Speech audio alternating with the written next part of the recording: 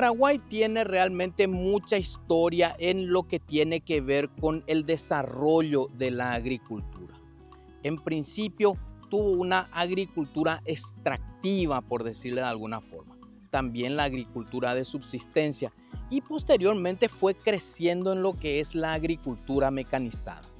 En este material conversamos con don Sebald Hahn, productor y empresario de la zona de Itapúa, más específicamente en Hohenau, y él mismo nos cuenta un poco la historia de cómo se fue desarrollando la agricultura en la zona de Colonias Unidas.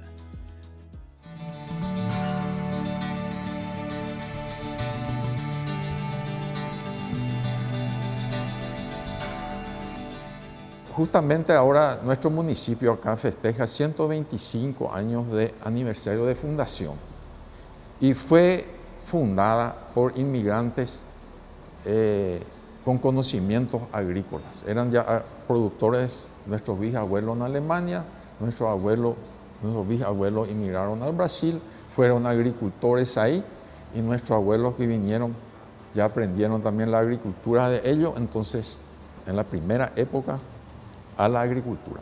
Era la agricultura, los primeros que llegaron, agricultura de extracción, porque prácticamente no había nada, era selva, extracción de madera, hierba, caza y pesca. Eso fue así lo primero. Pero eso pasó rápido, porque enseguida vino la agricultura de subsistencia. Entonces, productos frutícolas, cría de ganado, pollo, gallina, cerdo, la grasa del cerdo para comercializar. Se llevaba a Encarnación, que se lleva con carro, en un viaje casi de 8 días, entre 5 y 8 días para llegar a Encarnación. Con organización, trabajo y disciplina, los primeros pobladores de la zona de Itapúa, en Hohenau, introdujeron la yerba mate y el tún como cultivos de renta. Pero nada fue fácil. Había hierba natural, la nativa, y teníamos también, los jesuitas habían llevado el secreto de la germinación de la semilla. Y después, allá en Nueva Germania, un productor de ahí, viendo la hierba crecía debajo de los árboles, pilló de que pasaba por el tracto intestinal de las aves. Ahí descubrió de que es un proceso químico, tenía conocimiento químico y logró hacer germinar la hierba. Y de ahí un productor de acá, un señor de apellido Garlet, se fue en mula hasta Asunción, de Asunción a Remo, hasta San Pedro y de ahí otra vez hasta Nueva Germania, donde el Señor le dio la semilla para que venga a plantar acá. Ese tema es hierba. El tún prácticamente ahora en este momento está en extinción. Fue un cultivo muy importante y se utiliza para hacer pinturas especiales, no es para nutrición, consumo, pero muy difícil porque era mucho trabajo manual. Y cuando vino la soja, la gente empezó a dejar el cultivo de tún. Inicios del cultivo de la soja en la zona de Hohenau, Itapúa. La soja más o menos empieza en los años 60, mitad 60, un poco menos, un poco más, pero en forma manual. El monte, el bosque, se echaba en esa época, en la primera época, yo todavía me acuerdo, con hacha y machete se entraba en los montes. Se plantaba la soja a esa maquinita manual y cosechábamos, cortábamos después cuando estaba maduro con machete, foiza, y cosechamos con la máquina estática, esa con polea y el famoso motor Yamar. En superficie un poco más grande se empalaba para ganar tiempo y proteger de la lluvia. Eran procesos muy difíciles, no era fácil. Y la gente acá buscaba mucha mano de obra de San Pedro y de Yutí.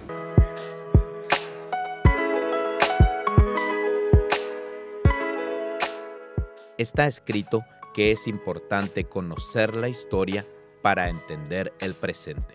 Y el señor Sebald Hahn, productor y empresario de Hohenau, nos sigue contando cómo llegó la agricultura a la zona de Colonias Unidas, Itapúa.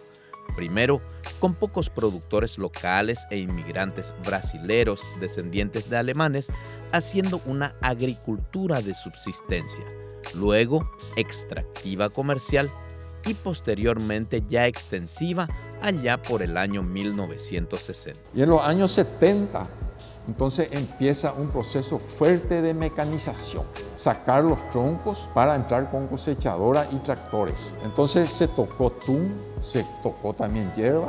El gobierno se preocupaba tanto por la soja, pero también se preocupaba mucho por el trigo, porque Paraguay era un importador de trigo.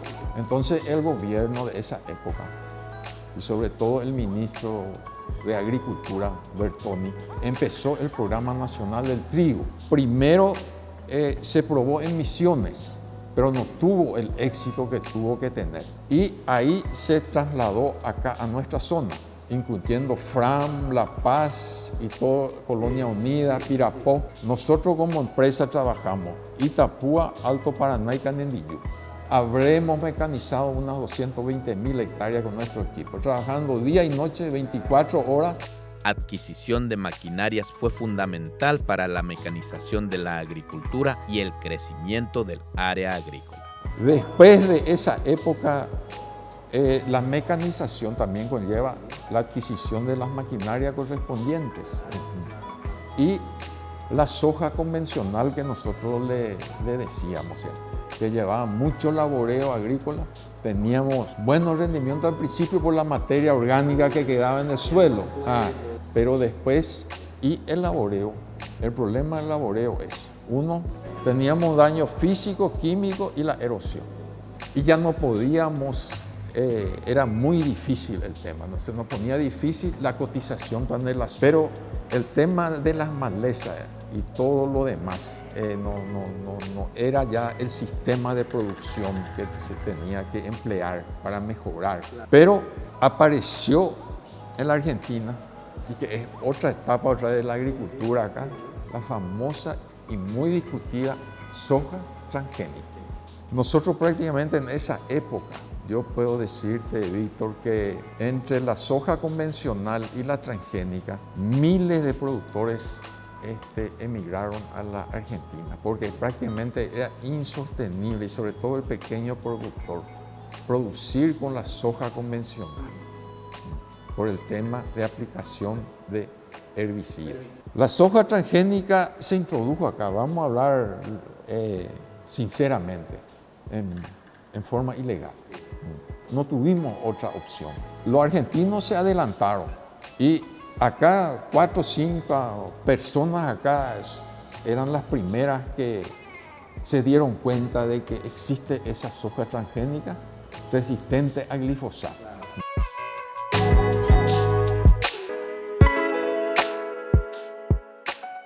Seguimos conociendo la historia de cómo llegó la agricultura a la zona de Hohenau y Colonias Unidas, conversando con don Sebald Hahn.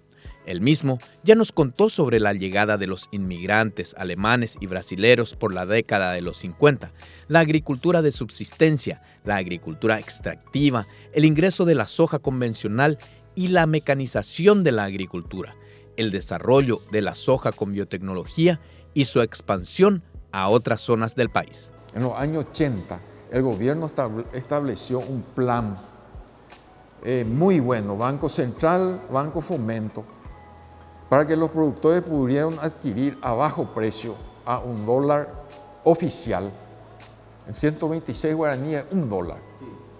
Y ahí el gobierno estableció $1 a 160, la cotización del dólar preferencial.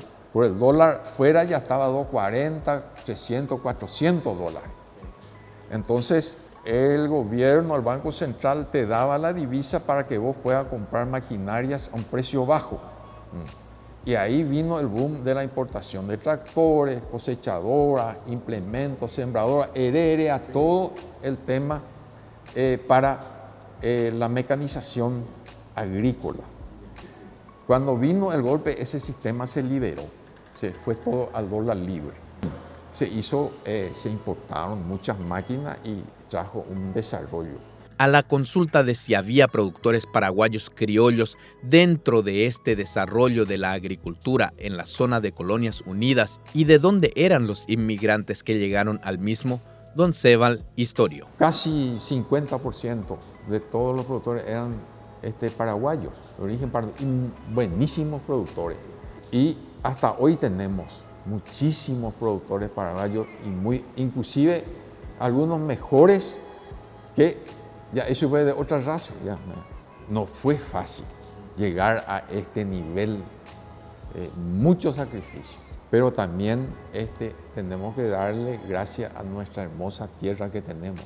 Tierra, agua, bosque, teníamos todos los recursos naturales para desarrollarnos, porque los productores que vinieron del Brasil, sobre todo del Río Grande do Sul, ellos venían allá, mala tierra, serranía, piedra, inundaciones, una serie de detalles que hicieron de que ellos vengan acá a cultivar. Esta inmigración de acá, de Itapúa, es muy diferente cuando vos vas al norte de Itapúa y allá que es más tarde, más tardía, y productores ya no de Río Grande do Sul, de casi todo el Brasil que vinieron.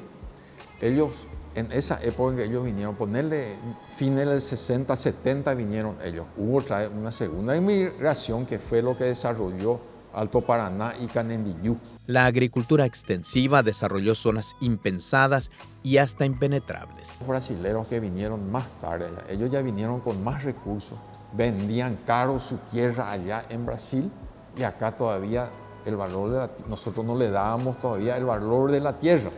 Yo lo que decía el fundador de Iruña, él vino por la madera. Tiene un gran aserradero en Curitiba y él vino por la madera. Y después cuando terminó el tema de madera, se dio cuenta de que la riqueza está en la tierra. Y ahí empezó a colonizar, traer los colonizadores a los agricultores del Brasil. Y ahí vino gente, sí, hoy ya es otra generación, y son todos paraguayos y realmente desarrollaron el país. Todo con mucho sacrificio. Acá no hay sacrificio, trabajo y disciplina ya, y organización. Eso es lo que llevó a que estas colonias estén a este nivel que están ahora de producción y de desarrollo.